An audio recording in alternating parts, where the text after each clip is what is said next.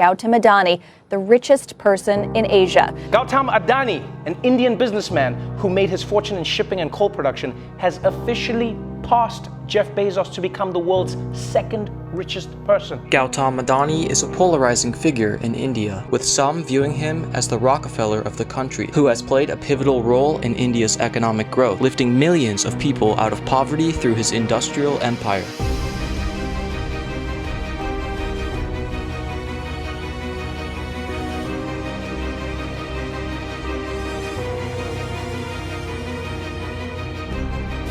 However, others see him as the biggest con man in history, engaging in fraudulent activities and benefiting from government favors to amass immense wealth. In this video, we will examine the rise of Gautam Adani, delving into his journey to becoming one of the most powerful industrial tycoons in the world.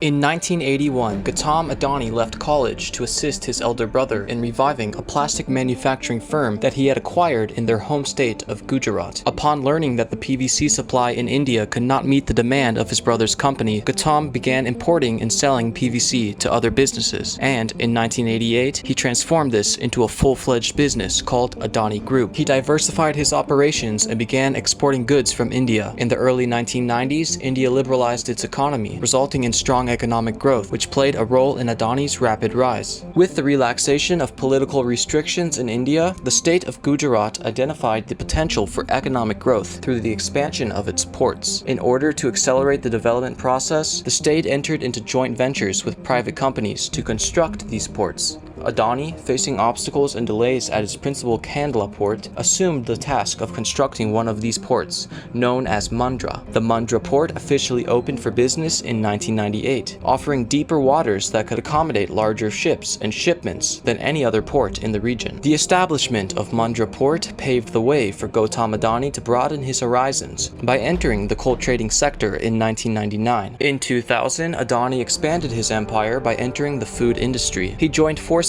with Wilmar to establish Adani Wilmar, a joint venture company that produces and distributes various food items across India. Adani's political alliance. At the turn of the century, Adani aimed for Adani Group to establish supremacy as the leading industrial power in Gujarat, which meant surpassing Reliance Industries. To achieve this, Adani planned to cultivate political alliances. Adani saw an opportunity to strengthen his political connections in 2002 when Hindu-Muslim riots broke out in Gujarat and resulted in thousands of fatalities. The riots damaged the image of the state's chief minister, Narendra Modi, who was facing criticism from India's business community. During a CII event, the Confederation of India Industry, some of India's most influential business tycoons grilled Modi. Adani used this as an opportunity to deepen his political ties and help establish a new industry body called Vibrant Gujarat to rival the CII. Through Vibrant Gujarat summits, Modi was introduced to the world stage and established as a pro-business leader. The summits were a success. Modi's reputation began to recover, and Adani and Modi formed a close relationship. Adani expands his empire.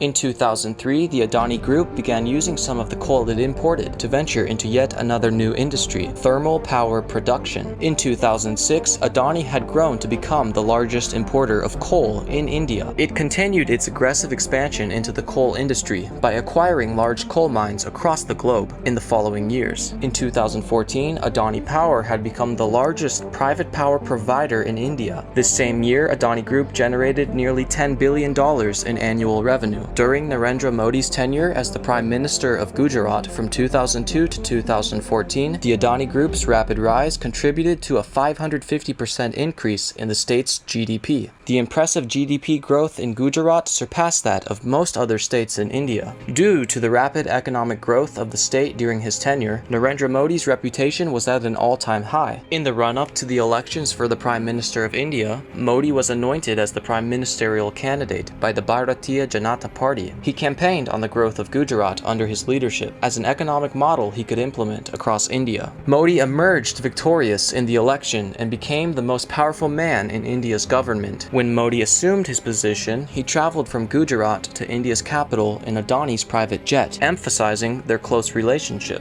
During Modi's tenure as Prime Minister of India, Adani has secured several government infrastructure projects through competitive bidding. However, this has also raised concerns among those who alleged favoritism conservatism. For instance, critics have pointed to a 2008 incident when the Indian government revised its laws to allow companies without prior experience in aviation to bid for airport control. Soon after, the government decided to privatize 6 airports, which Adani bid on and ultimately won control of all 6. The decision was fiercely criticized, with the finance minister of Kerala, where one of the airports is located, labeling it as a blatant example of cronyism. Since Modi became Prime Minister of India in 2014, the Adani Group's valuation has soared from around $15 billion to a peak of $280 billion by November of 2022, with revenues now comprising nearly 1% of India's GDP. The Adani Group has become one of the most prominent players in the country's private sector. Among its numerous titles, it is the largest private port operator in the country in terms of cargo volume, the largest private coal mining company, and the largest private power transmission company. Additionally, it is the market leader in edible food oils, the second largest power provider, and has recently acquired the second largest cement maker in India.